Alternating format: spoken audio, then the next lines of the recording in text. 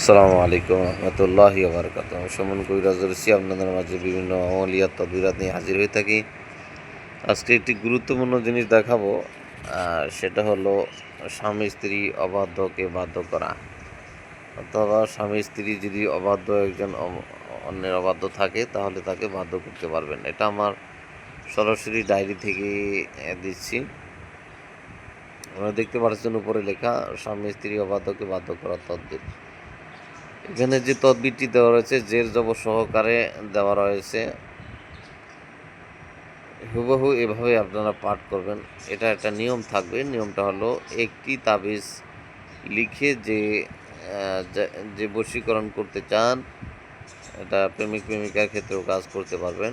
যে তদবিরটি করতে চান সে একটি ব্যবহার করবে, হাতে বেঁধে ব্যবহার করবে। এটা জাফরান কস্তুরি কালি দিয়ে যদি ভুজপত্রে লিখতে পারেন ভালো, অথবা হরিণের ঝিল্লির ভিতরে লিখতে পারেন তাহলে আরও ভালো, অথবা না পারেন তাহলে সাদা কাগজের ভিতরে জাফরান কস্তুরি মেশক এগুলো কালি দিয়ে লিখবেন। লিখে আপনার একটা ব্যবহার করতে হবে।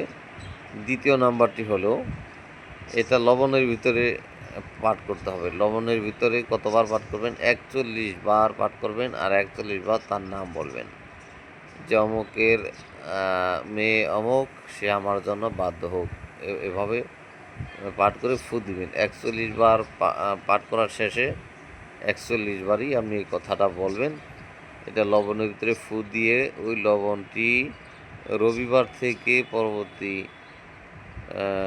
দিন পর্যন্তই 7 দিন আপনি এই লবণটা ফেলে দিবেন, আগুনের ভিতরে ফেলে দিবেন। যদি 7 দিন করতে পারেন তাহলে ইনশাআল্লাহুল আজিজ 7 দিনের ভিতরে আপনারা ফলাফল পাবেন। তো সবাই আমার জন্য দোয়া করবেন। আসসালামু আলাইকুম ওয়া রাহমাতুল্লাহি ওয়া বারাকাতুহু।